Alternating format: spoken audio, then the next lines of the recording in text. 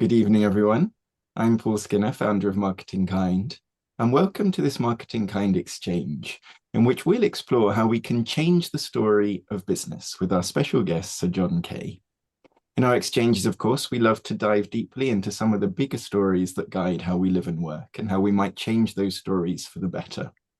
Rarely has a proposition more tightly matched that brief than the claim on the cover of John's latest book that nearly everything we're told about business is wrong. John's work has made me question if leaders really give the orders, whether businesses can even maximize their profits, and whether shareholders really own the businesses that they invest in, as well as whether, if we're told the wrong story about business, what opportunities there might be for marketing to lead the way in narrating a better one. Perhaps most fundamentally, it's caused me to ask what may be at stake in all of this for a world in which so many of our most important problems may appear to be overtaking our current capacity to solve them. John is one of our leading economists, former executive director of the Institute for Fiscal Studies, a former main board director of Halifax PLC, and the founder of London Economics. John previously ran the University of Oxford's Said Business School, was chair at the London Business School, and has written for the Financial Times for over 20 years. His latest book, The Corporation in the 21st Century, was shortlisted by the Financial Times for its Business Book of the Year award. Other books by John that I've enjoyed include Obliquity, Greed is Dead, which was written with the development economist Paul Collier, and Radical Uncertainty, written with the former governor of the Bank of England, Mervyn King, and which I can't show to the camera because I happen to have enjoyed the audiobook version. I've also drawn covert inspiration from some of John's book reviews when I've been preparing for exchanges with previous guests. So welcome to MarketingKind, John. How are you feeling today? Very well, Paul, and good to be with you. Wonderful. So let's start with what kind of a book The Corporation in the 21st Century is. You identify a couple of categories of business book. You say one of them has titles such as Flexagility, the secret of delighting customers and raking in enormous profits, which you typically find in airports and probably are not interesting enough to last the flight. And you identify another category of business book with titles like Fleeced, Poisoned and Spied Upon, How Capitalism is Fueling Inequality, Damaging Our Well-Being and Destroying the Planet, which you say is largely written for people who welcome confirmation of what they think they already know. So what kind of a book is The Corporation in the 21st Century, and why did you write it? Well, the obvious point is that it's not either of these category of book, or it's not intended to be. The ones you were describing that either are 5 hints for running your business better starting on Monday morning, or the ones on how awful capitalism is. Most business books really fall into one of these categories. I set out to write a book which would appeal to the kind of person who normally reads a serious non-fiction book about history or philosophy or science, the intelligent non-specialist reader. And there's, I think, very little that is written about business that is aimed at that kind of market. Yeah. I think that's right. And it's interesting, actually, that there is an element of history to the book. You can think of marketing as a department in a business. You can also think of it as a narrative-based discipline alongside other narrative-based disciplines like anthropology, sociology, or history. And we've actually had a couple of historians as guests at MarketingKind, and they've given us a sense that the advantage of history is that it is all about understanding context. And so much of the kind of books you've described, and perhaps economic thinking, is about eliminating context with that, ceteris paribus. So what kind of changed perspective would you like people to come away with after reading the book? Well, there are quite a lot of changes, as you will gather from uh, the title or the subtitle, which, of course, the publisher gave it. In fact, the subtitle the publisher gave it was why everything you've been told about business is wrong. And I said, well, we can't quite go that far about almost everything. So we settled on that. Um, what is wrong?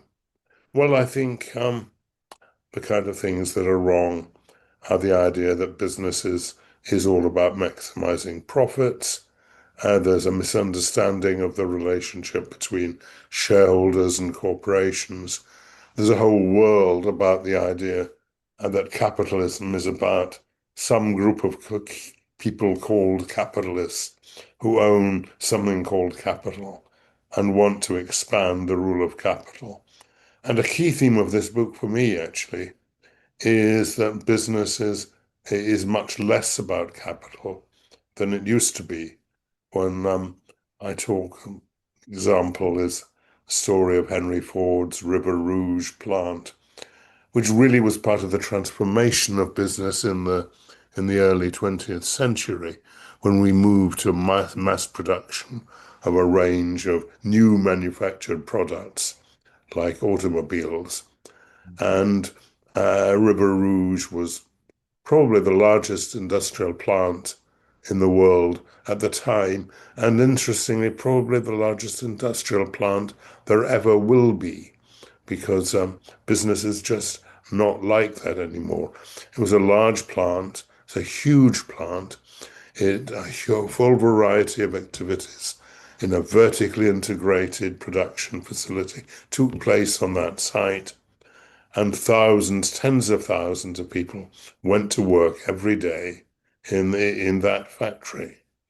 The more characteristic business now is as it were Apple, and I have a, a slide that shows on the one hand the River Rouge extended for literally miles, with steam coming out of uh, uh, plants all over the facility, with Apple's plant now, where you can't really see what is going on, and most of the space is actually taken up by greenery.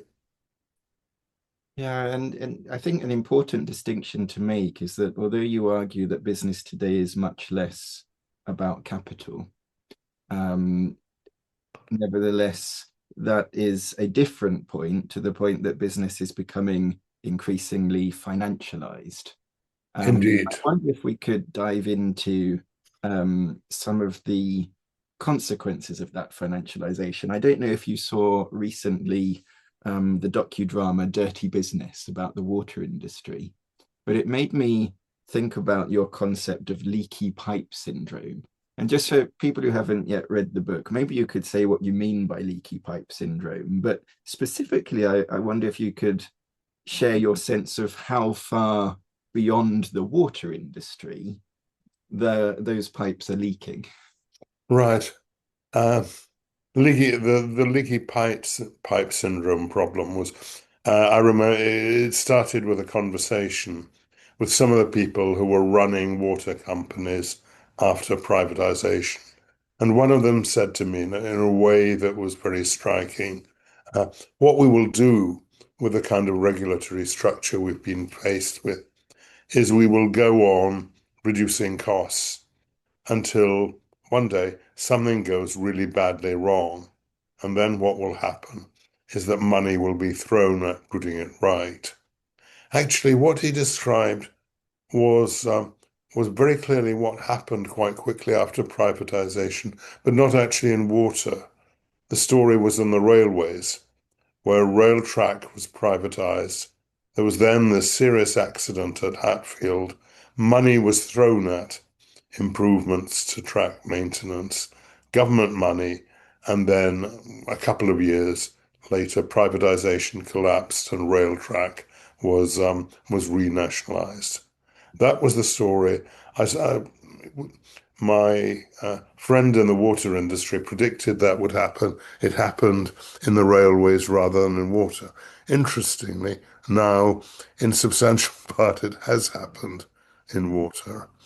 And there is really absurd concern, given the nature of the industry, that it is too financially oriented and is uh, engaging in all kinds of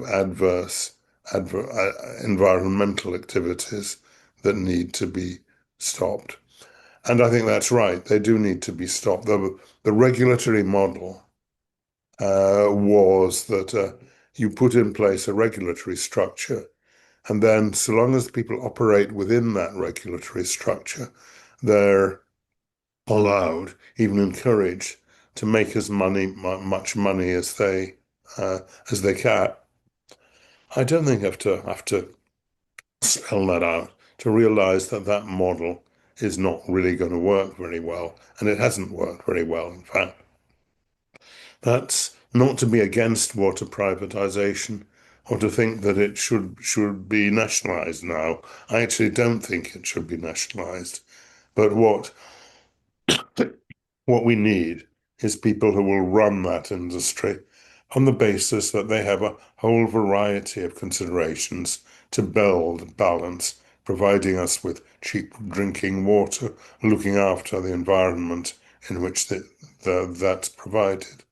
And what we need to do is both find a structure that will encourage people to do that and to select people who have that kind of attitude to what it is they do in their mind. Yeah, for me, my sort of takeaway from leaky pipe syndrome was the notion that if you have a financialized perspective as your primary focus, then it's so easy to identify cost savings, which give you an immediate boost to your financial indicators. And that a lot of what will make a business or any organization successful for the long run is much harder to quantify. Yeah. Actually, on that note, we have an intriguing point of connection, which I discovered, which is that at one point you were a main board director of Halifax PLC. I believe you received more votes to be elected to that board than anybody in the UK had ever received in an election, which is an interesting point on TV. Now, at the time, I was somewhere between 6 and 10, and I was a member of the Little Extra Savings Club. And one day I received a surprise deposit in my childhood savings account of about £1,200. And it was, of course, because You voted for me. it was, well, I don't think I was allowed to vote, and I don't think I got the same as if I'd been an A adult. full member, yeah. But I did get £1,200. And a few years later, that was quite a few years later, that was very helpful when I went to university. But I had a sort of intuitive sense. This was when the Halifax ceased to be a building society, of course. I had an intuitive sense that although something specific had been gained, something harder to quantify might have been lost. Now, you were a main board director at the time. Is that an intuition that could resonate with you in some way? If you give us Yes, and there's no doubt that, well, in the end, a great deal was lost. The truth is, the Halifax Building Society, for 150 years, had become Britain's leading mortgage lender. Indeed, it was arguably the world's leading mortgage lender, and it did that particular business very well. What really happened in the 90s was that a lot of people thought it would be more exciting to be uh, a bank with wide-ranging international activities. And the bank, the Building Society, converted, merged with Bank of Scotland, and became an aggressive bank, which in the end failed in the crisis of 2008. So that a great business, which had been built over a century and a half, was really destroyed by the ambition of some of its senior executives. And there's quite a lesson, I think, for all of that and for us And the sad thing is that what is it's a British story in quite a number of areas. If one looks back to 1990, the two leading industrial companies in Britain were GEC and ICI, neither of which exist anymore, both of which were essentially destroyed by this process of financialization. And so, in a very real degree, was was Halifax. I always thought one of the wonderful things about Halifax was if you talk to any employee of Halifax, they identified with the organization. When they talked about the building society, they'd talk about us and we.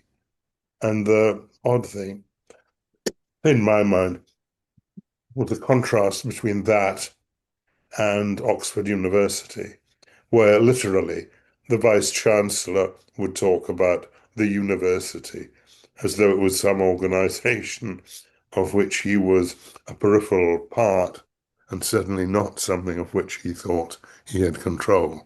So he'd say the university uh, wouldn't stand for that, or even that might have to go to the university because there was something called congregation, which was in principle uh, an assembly of all the dons at Oxford. And occasionally it met, and it could be more made to meet by people putting down a resolution. So that might have to go to congregation, was regarded as a very powerful argument against doing something. I have very fond memories. So I happened to study at Oxford and I studied languages.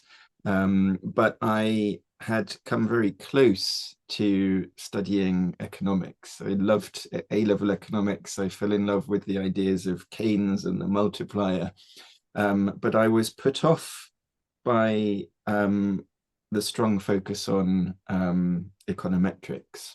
And as I was weighing the dilemma in my mind, I overheard a professor, as it happens at the LSE when I was visiting there, saying that he would rather receive applications from students, candidates who'd studied A-level maths than A-level economics. And that just gave me a sense that a spurious focus on highly mathematically advanced statistics at the expense of the stories that might make sense of that data and those numbers might be more of a source of economic problems than economic solutions. Now, was that a lucky escape on my part, I or think did most of I what you make were saying is right. And I would actually have said when I was teaching at Oxford, if someone asked me, that I'd rather have students who had done maths at A level than who had done economics. Now, that was not as irrational as it seems, in part because when people started teaching economics in schools in the 1960s and 1970s, it was very often, to caricature only a little, the classics master who was told, since no one wants to do classics anymore, you'd better read a textbook about economics. That changed quite rapidly as schools started to recruit young economics graduates to teach for them. But I think you're right. And when you talk about econometrics, there are two ways mathematics plays a large role in economics.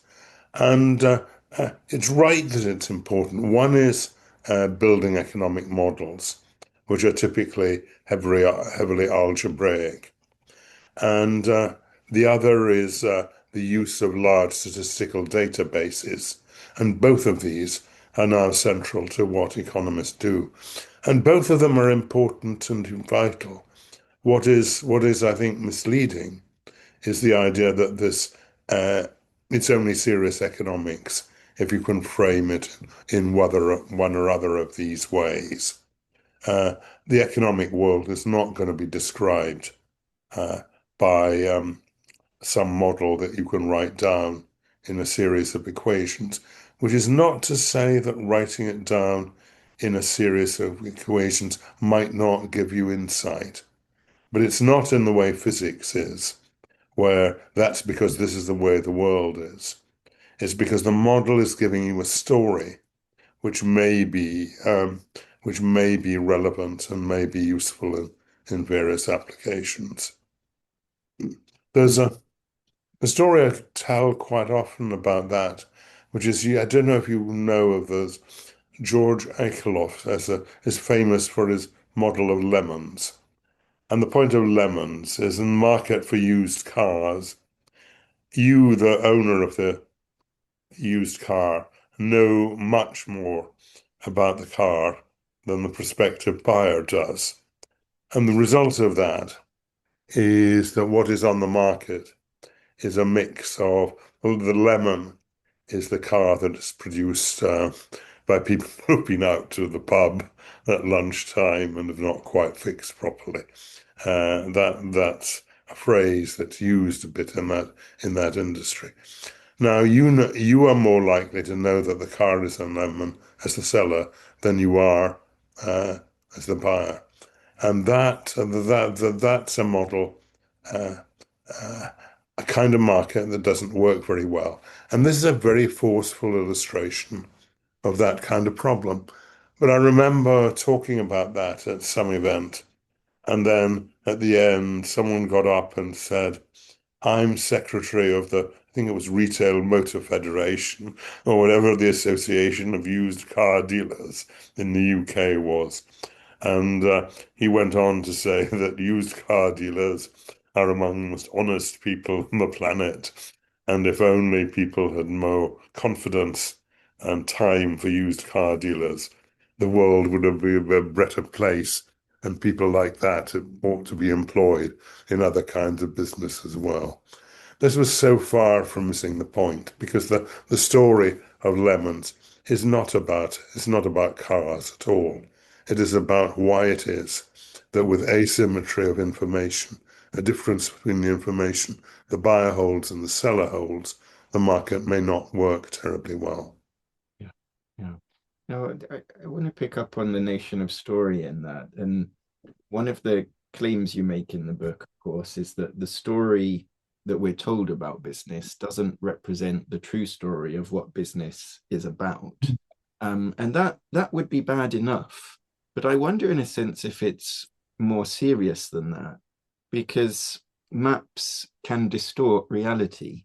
You know, if I believe that everybody around me wants to succeed in a particular way, I may very well align my actions with that vision of what success looks like. And probably my deepest concern about the state of the world today is that we are falling back from a positive sum mindset in so many domains into a zero sum mindset. And to my mind, that probably echoes your concerns about financialization and transactional approaches.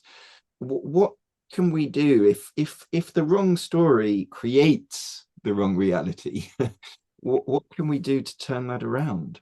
It's a very real problem, and I think there's uh, a loss of legitimacy in business, which is something I talk about in the book, that business plays an absolutely central role in all our lives. But actually, um, well, I've talked of Google and Facebook as being the exemplars of the phenomenon of love the product, hate the producer, where both of them have more consumers, more users than any business in history has ever dreamt of having. But yet you see the endless vilification of them. Mm. And you have, well, just very recently, the case of Kaylee versus Meta, in which by feeding this woman with uh, endless Instagrams that she would want to go on watching, uh, the court and the jury found that Meta had been guilty of fraud, malice, and there was something else, corruption. Um, Now, historically, uh, giving people products like the ones they've already enjoyed, was regarded as something that business ought to do, Mm. not something that business uh, would be uh, reviled for doing. I think what we have to do is make clear that business is not simply about profit. Clearly, Instagram and Meta should not be giving people stuff that is bad for them, but giving them more things that they want. I think we have to be rather careful about saying we do disapprove of that. This is all to do with this loss of legitimacy that that case happened and was successful because lots of people dislike um, Alphabet and Meta, even if they use Google and Facebook every day. I mean, that was described as the big tobacco moment for digital, and maybe we'll come back to that actually, because I wanted to pick up on you talked about purposeful enterprise and pursuing purpose rather than profit maximization. We've had guests previously. Alex Edmonds and Will Hutton have been guests, and they're both associated with the purposeful enterprise and promoting the notion of purpose beyond profit maximization. Um, you're obviously not the only person who has spotted some of these discrepancies. We have people like Alex Edmonds and Will Hutton. There are others who, in different ways, see business as a cooperative thing. You have the whole cooperative movement, of course. You have the field of complexity economics that sees economics about it being about relationships. Even I've written a couple of books proposing collaborative advantage as an alternative to competitive advantage and seeing the value creation process as being one of working with and through your stakeholders in a reciprocally beneficial way. Another book on pursuing adaptive purpose as an alternative to profit maximization. But these views and these accounts of business are alternative accounts. And that implies that they're not the mainstream and they're not what is most widely accepted.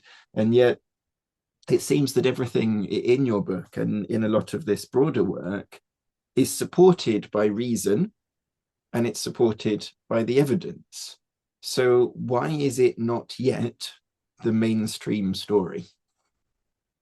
Well, the mainstream story has really gone the other way. I mean, um, in the book, I trace a lot of this change to something that happened basically in the 60s and the 70s. And there was really a reaction against the social movement and the social changes of the 19 of the particularly of the 1960s. And I think probably the symbolic indication of it was what is described as the Powell Memorandum, which was something he wrote very intelligently. He was an American lawyer who became a Supreme Court justice for the American Chambers of Commerce. And he said what you need to do is support serious research in the academic world that is more supportive of business than what research there typically has been. And that's what led to the setting up the Heritage Foundation, um, the Cato Institute, and organizations of these kind, and also the law and economics movement, which was a larger part of what was behind the movements at the University of Chicago and the whole Chicago approach. And Milton Friedman, of course, wrote that notorious article in 1970 that said the social responsibility of business is to maximize its profits. And that became a dominant stream of thinking about at this abstract level about business. The business or a firm is described as the nexus of contracts. And it is a nexus of contracts, but it's also a set of social relationships between the people who work there, between the business and its suppliers and its customers, its stakeholders. The relationships are both contractual and social, and we miss important aspects if we downplay either of these dimensions. That's right. I mean, in my own advisory work, I typically am not overly obsessed by contracts because I think if you have a contractual dispute, it signals that something rather deeper has No, happened. that's And right. If you have to read the contract, it indicates something has gone badly wrong. I think And you we, know that every day we say, I've read and understood this important information.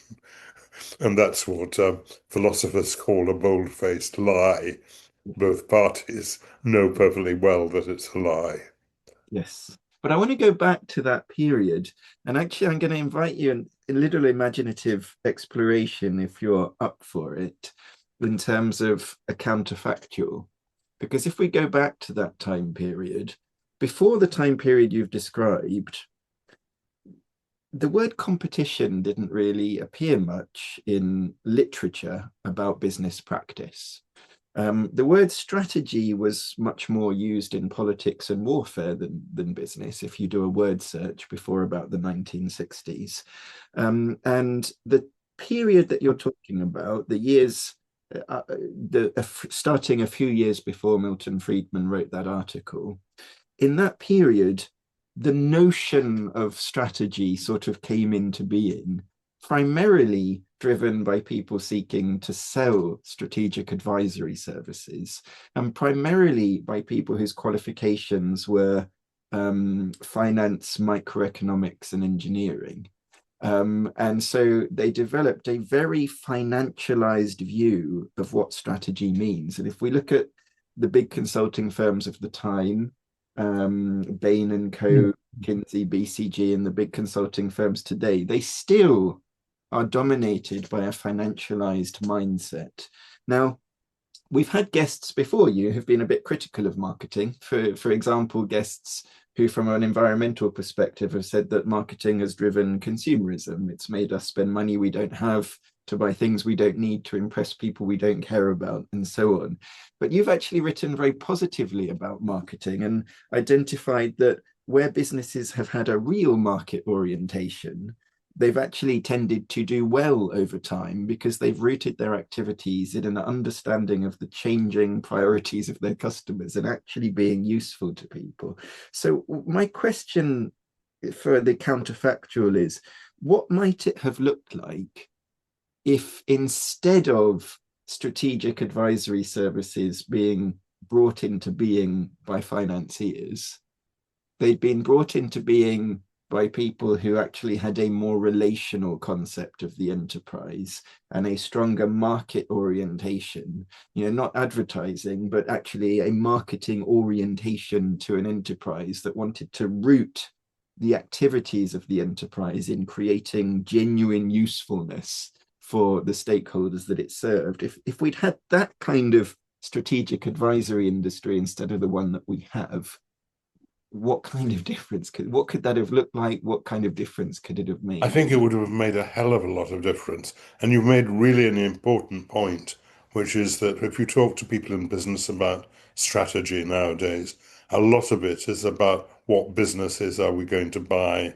and sell, and the way in which the term corporate activity is quite widely used in financial circles, and that doesn't mean what ordinary people might think corporate activity means, which is producing goods and services. It means what are transactions we might engage in. How did this happen? It's part of this change in mindset that I described round about the Powell Memorandum, the rethinking of law and economics, the reappraisal of corporate law in that kind of context. And if instead, people, as you say, people had regarded strategy as being primarily about competitive strategy, about how do we do things better than our competitors are doing? How do our products match up against other people's products? And but that different financial mindset has has so taken over things. And I go back to that Cayley versus Meta case of the last couple of weeks, which illustrates it very well. It used to be the case that what we thought business ought to be doing was analyzing products we were already buying and using that information to assess what products we might want to buy in future. Yeah. Now, because the motivation for that is seen as being to make money, that's regarded as reprehensible. Yeah. That's an extraordinary and ultimately deplorable change. Yeah, I mean, from my perspective, one of the things you write about in the book is the cooperative nature of the reality of business. And I probably would even go further in that I propose a model of collaborative advantage as an alternative to competitive advantage. In that if you think about competing, you immediately think about doing the same thing as somebody else, but maybe more quickly or more efficiently or more cheaply. Whereas a lot of the biggest breakthroughs are nothing to do with what somebody else is doing. It's about finding breakthrough ways to cooperate with your stakeholders. And a lot of the biggest influences are, off-model or exogenous variables, really. And so having stronger set of relationships can also be a way of thinking about value creation. Yeah, and competitive advantage now is really about putting together new combinations of capabilities and products that will serve consumers better than what is existing, is already on the market for them. Actually, maybe dwell a quick second on that, actually, because you propose a sort of alternative view of what an economic rent is. And it might be worth sharing that before I move on to some of the serious problems regarding legitimacy. Well, economic rent, which is mostly regarded as reprehensible. Economic rent is the value you add Mm. by doing a combination of things, which, or the value add by putting together a combination of factors which will earn more in this combination than they would individually. So economic rent, as I see it, is fundamentally collaborative in this sense. And that raises a question for the manager about how that economic rent is shared between consumers, executives, investors, and so on. That, for me, is the role and the task of management. So, whereas economic rent has been thought of as largely about creating monopolies in particular areas and uh, keeping other people out. And in a sense, in Rockefeller's day, that is what it was. But that's not the way what business is like anymore. Yeah, economic rent is, as you see it, is more of a positive uh, notional monopoly, maybe, in terms of we've developed a culture which enables us to do a particular thing in a unique way that isn't reproducible with combining other sets of capabilities. Yeah, And and it's that's what Apple and Microsoft, etc., are. They're about having put together a combination of factors rather better than other people in the same space.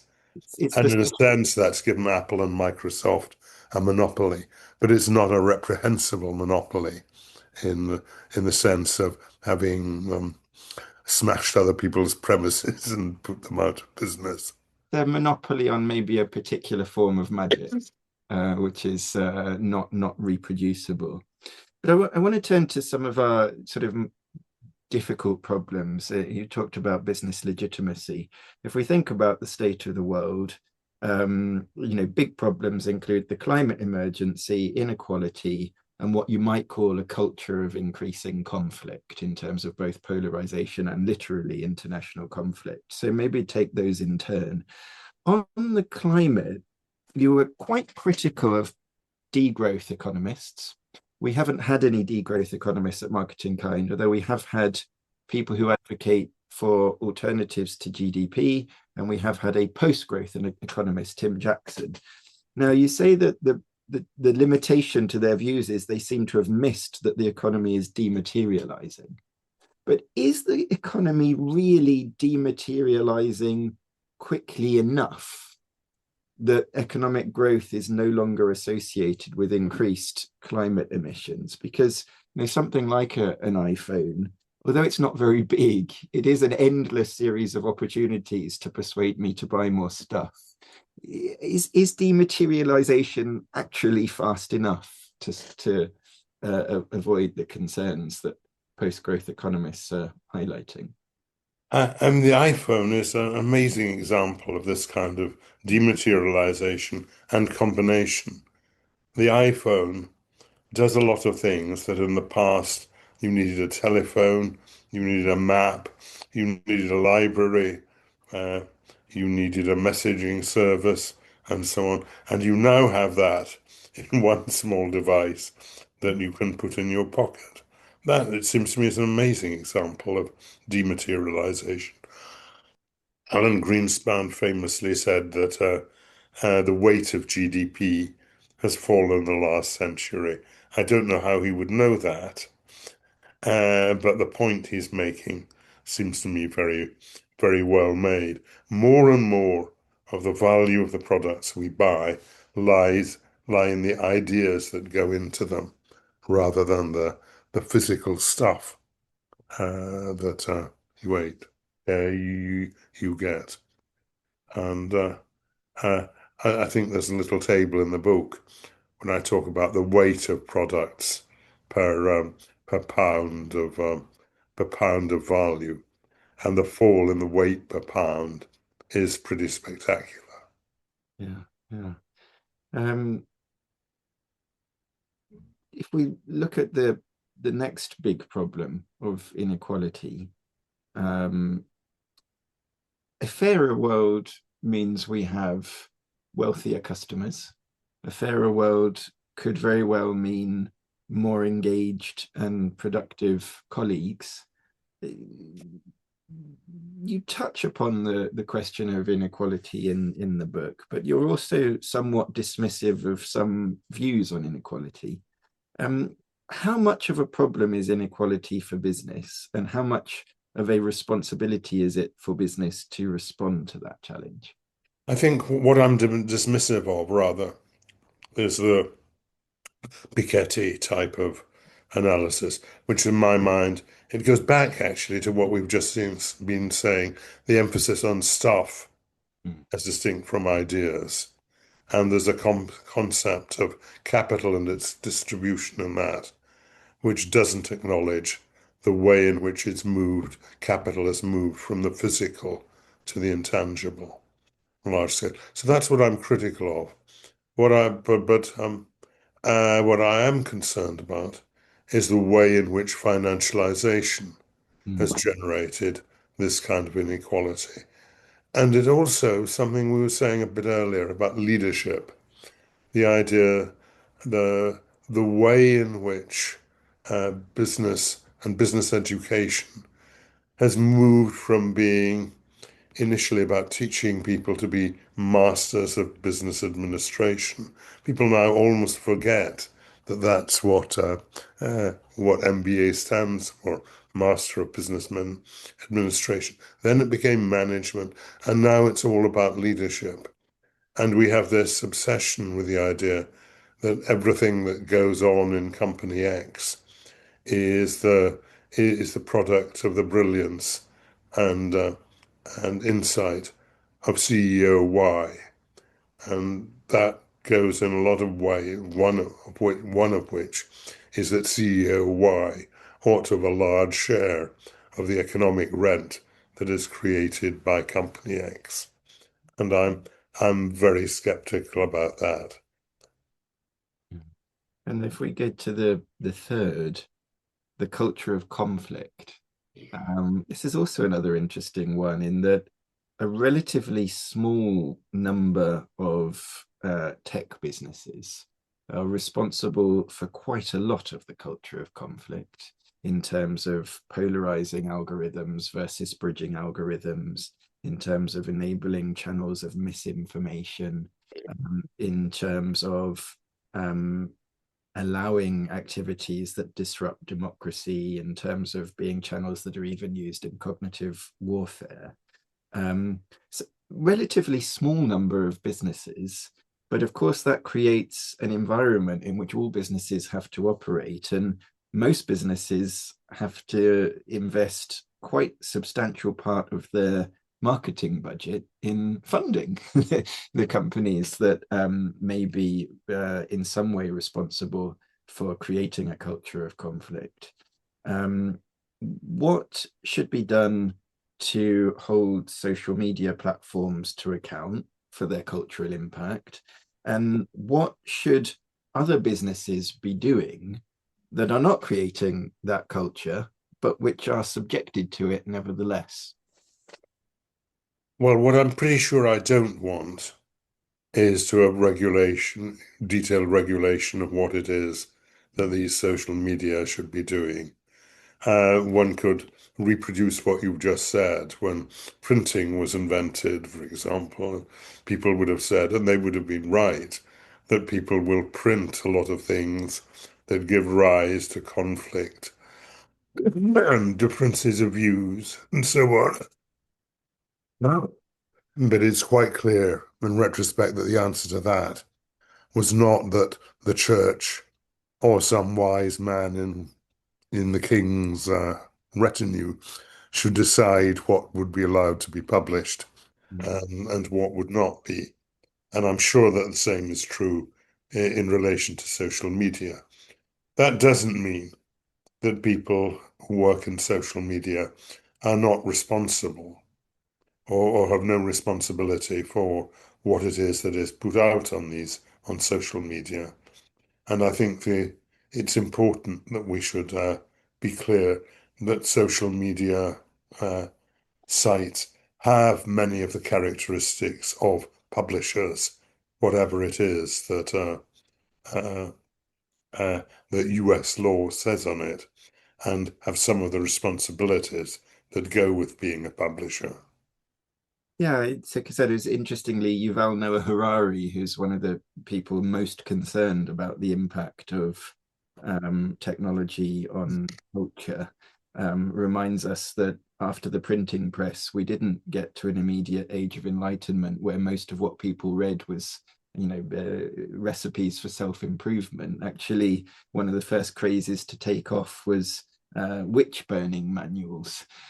So Yeah, the relationship with yeah. this printing press is interesting and complex and reassuring, but also unsettling as well. I want to remind people. It's a very interesting example. And if we had said, my God, people will produce witch burning manuals, we ought to suppress the printing press. uh, Uh, a it great deal would have been different and reminds worse. the dangers on the way to a long run in which things are settled. I wanted to come on from social media to AI. A couple of points.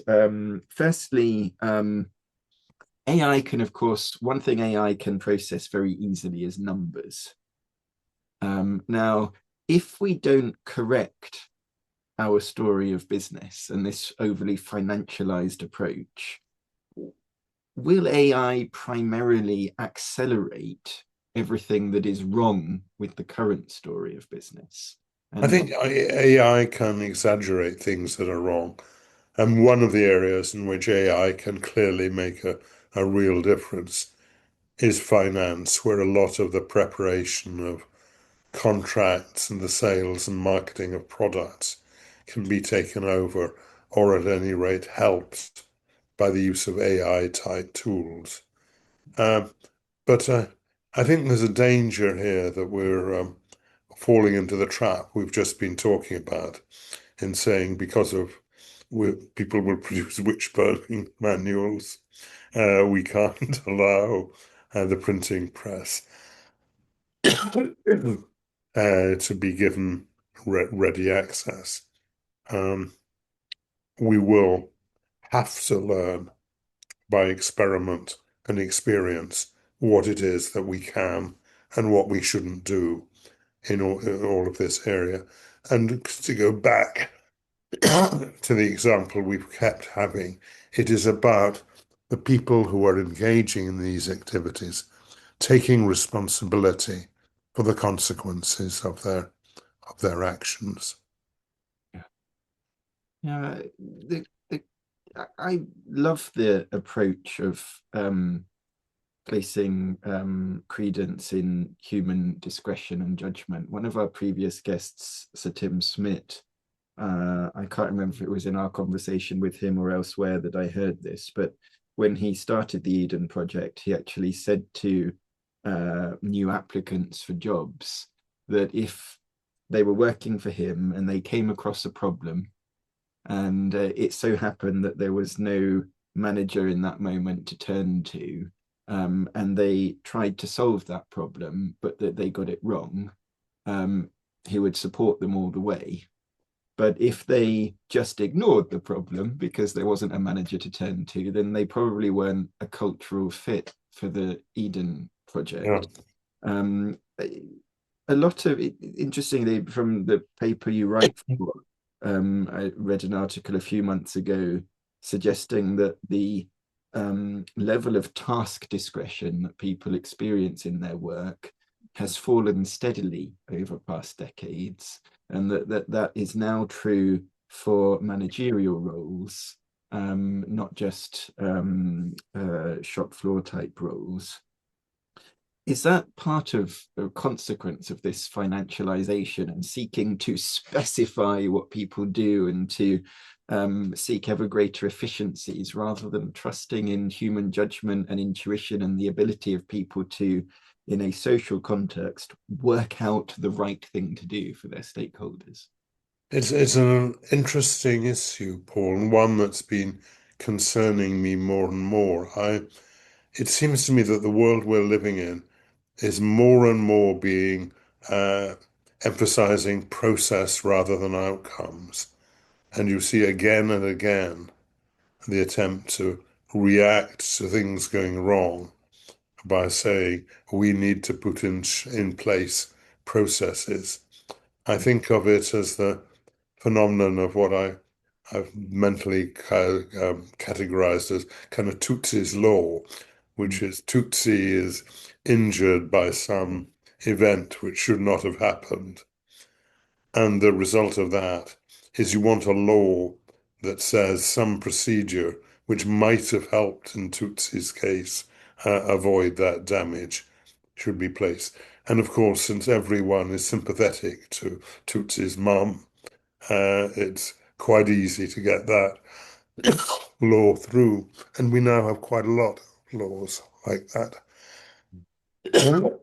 That's in some ways an extreme example, but it goes back to, I think, particularly in the public sector, we public sector activities used to be primarily about policing and the military, and you want to have detailed procedure there. If someone comes and puts you in jail, you want him to have followed proper procedure in doing that, and you're not just decided that you were a bad guy and the world would be a better place if you were locked up. But when it comes to most of what public sector now does, or most of what business now does, which is clearing our rubbish, teaching our kids, managing our hospitals, what you care about is results, not procedure. But more and more of the activity we see uh, is about elaborating procedures. Yeah. Would you tar ESG and EDI initiatives somewhat with that brush, that rather than using discretion to judge is a business a net contributor to society or a net extractor, various processes can be developed that can be pursued, so that an awful lot of activity can be pointed to, but that isn't necessarily adding up to an idea, to evidence that that business is a force for good in the world. Yeah. Um, there's an example of that which goes on sticking in my mind, which was I talked earlier about the way in which in 1990 ICI was Britain's leading industrial company. In 2007, it effectively died. In 2006, I gave a talk about that, and I described the way in which ICI had really self-destructed as a result of financialisation over the 1990s. A few days later, I got a pained letter from ICI's Vice President for Corporate Social Responsibility. And the gist of the letter was that ICI might have screwed up the business, but they'd done a great job on corporate social responsibility. And it included the brochure, and we've all seen these brochures about ICI's corporate social responsibility, which had pictures of people with disabilities, ethnic variety, and so on. And it was, of course, printed on recycled paper, as you would expect. That's what a lot of people think CSR and ESG and so on are about. And you have, as ICI did, a CSR department and a vice president for corporate social responsibility. And that deals with the social responsibility, and the rest of us can get on with the business of making money. That isn't, for me, what business ethics are about. Business ethics is about the way you actually conduct business. And everything we've been saying is pointing to that. It's people in the water company, people in Google and Meta, people everywhere else taking responsibility for what it is they do and the consequences of it. I'm totally with you in terms of it's really about prioritizing good human judgment in context.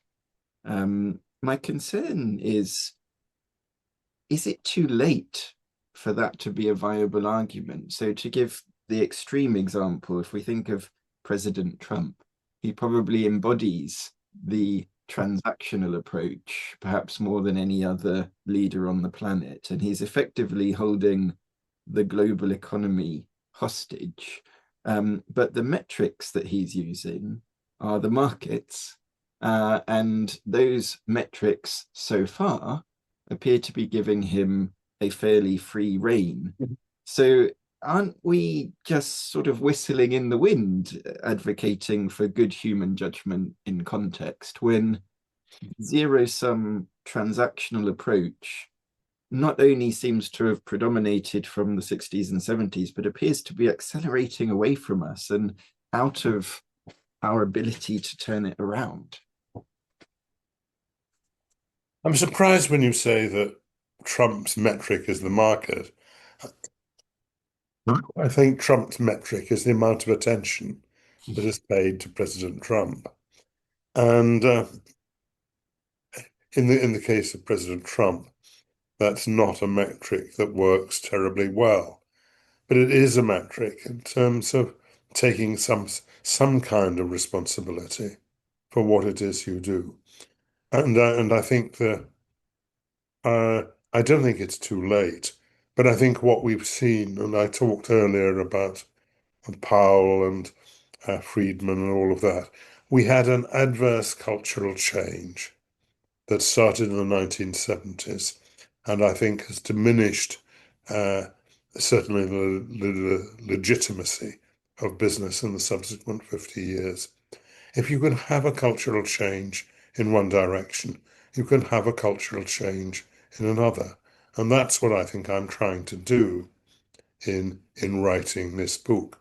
I can't make more than a modest contribution to all that, but I hope that by talking to people like you on programs like this, we can make some impact on that cultural change. Yeah, well, let's pick up on that. I mean, in terms of Trump's metrics, I think you're right that he wants a lot of attention. He probably views himself as anti-fragile in a sense that even if people talk negatively about him, it's somehow contributing to his the accumulation of what he's looking to accumulate. I think in terms of metrics, he does seem to look to, if the stock market is doing okay, he thinks he can keep going. And it would probably be reined in by adverse changes in the bond market. So those are the markets are at least a constraining metric, but which don't appear to be constraining him presently. Hopefully, he will become more constrained. But on that brighter note of cultural change, where does your work take you from here? And what can we do as a MarketingKind community to promote or engage with the kind of process of cultural change that might be needed for these ideas to actually no longer be the alternative? I think what we need to try to do, and this goes back to the cultural change which I described, which happened from, let's say, around 1970, that in the first half of the 20th century, we had a growth of the idea that management was a professional activity that had the kind of characteristics of other professions like law or medicine or the priesthood or military officership. And you had something, there was a body of material you had to learn. There was then a period of practice which you had to go through, and then there was an ethical code to which you subscribed if you were a lawyer or a doctor or a professional. We moved towards that in management. And then from 1970, we started moving away, I think, to the world we've been describing, which was more self-oriented, more financially oriented. And I think the result of that was that we lost not just a degree of professionalism in management, but that it diminished the professionalism of other activities that were, of professions that were business adjacent, like law and accountancy. And I think that was the change I described when I recounted that remark of being CEO is a prize, not a responsibility. That's what we need to work back on. And what I would most like to do, and what I hope to write about next, actually, is professionalizing management, saying that this ought to be a professional activity with its body of learning, with its organized practice, and with its own ethical code. And that's where we need to place management of business in the next century. So maybe we'll close, maybe invite you to say just a little bit more about what you'll be writing next, the new edition of Obliquity and the follow-up to the corporation in the 21st century. But it looks like before then, Anna has a question and maybe others will as well. Thanks. So it sounds like you don't want government to be bringing out lots of different small bits of legislation, over-regulate, but there must be a role that government can play in bringing back this sense of responsibility to business leaders. What can we advocate for government to do in this space? I think government has a good bully pulpit. And what I would like to see was politicians talking the kind of language I've been talking. And I've talked about what I think is a very adverse regulatory structure, which says that people can make as much money as they like within this ever more complicated set of rules that we've laid down. I think government should be encouraging people to take more effective responsibility for their actions. The extreme example of that, I think, is the story of the money of the banks. We set the regulatory structure of that up in the 1980s in a way that said we will impose various constraints on you, and so long as you observe these constraints, you can take all the risks and make as much money as you want. That ended up very badly in 2008, and we responded to that by saying that, well, that just means the rules we invented weren't extensive enough and weren't complicated enough. I think that's not the way we should have done it. I think what we should have done was said, we want people uh, in banking who have a sense of the responsibility that banks bear for what it is they do. And if you don't accept that, you won't be allowed to be a banker. And ultimately, if you behave badly enough in these terms, you will go to jail. And that's the world I would like to see in the role of government. I would like to see in it.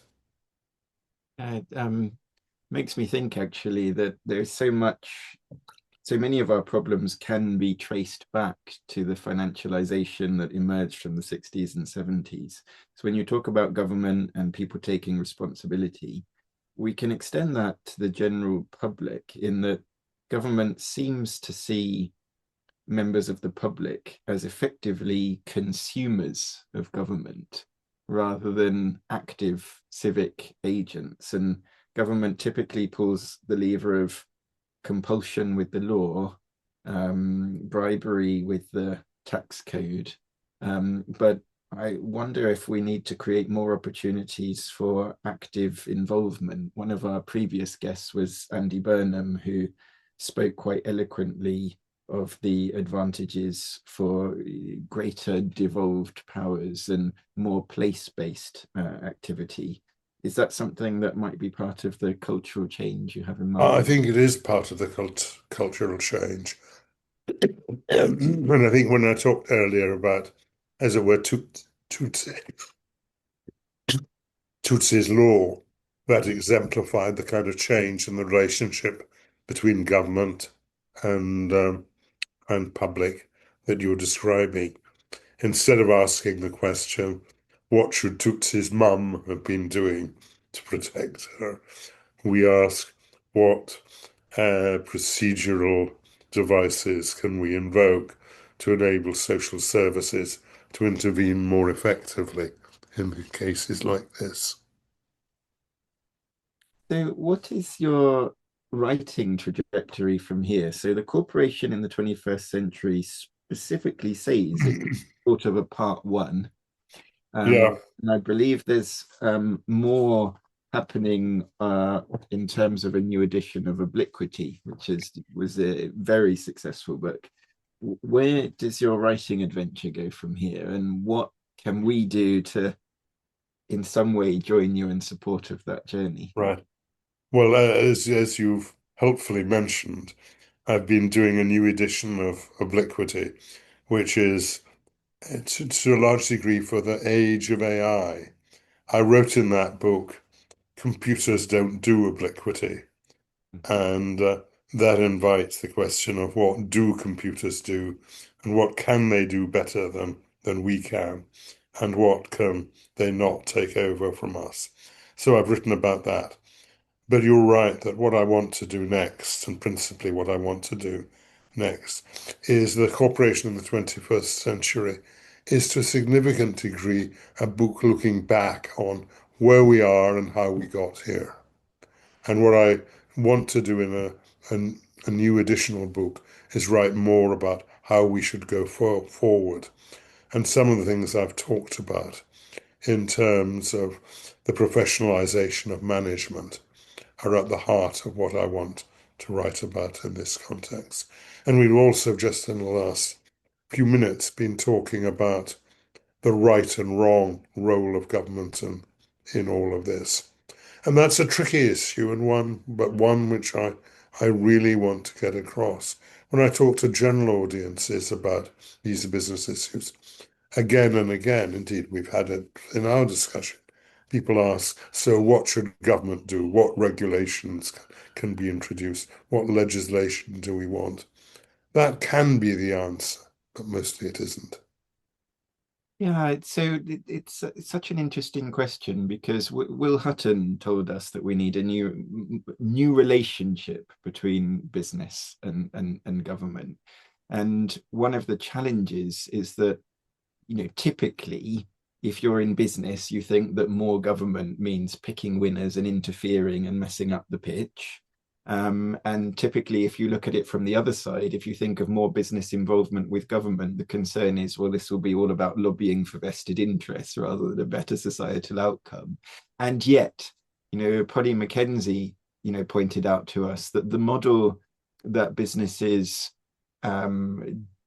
primarily make profit, but then some of that is taxed away to solve our problems, is broken because the cost of our problems is now far exceeding anything that can be covered in a tax bill. So we do somehow need a different relationship between those sectors.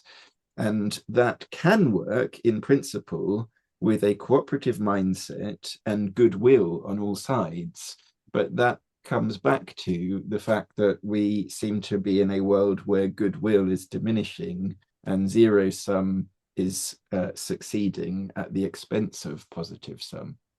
I think that is right, and this goes back to we have had an adverse cultural change. We need to try and reverse that, and ultimately, the only way in which we can do that is by writing these books, having these kind of conversations, and having people in business pay attention to them. Well, even if all we have on our side is reason, evidence, and each other, hopefully that can be that can historically the power of reason and evidence has been pretty powerful. Yeah, well, that's a wonderful note of conclusion maybe for today. John, you write about the distinction between the small world of economics and its modeling, which assumes so much context away, and the large world that we actually live in with its complexity, its relationships, its uncertainties, and its demands for human judgment to find a way through. I think that your conversation with us has made our large world a little bit larger. And in so doing has opened up more opportunities for us to pursue felicitous activity and enhance our own and each other's well-being. So we are very grateful to you for joining us, and very sincerely would like to be a part of your journey moving forwards. Thank you, Paul, and I hope we can work together in changing the culture in the way we've described. Well, thank you very much. We're definitely signing up for that.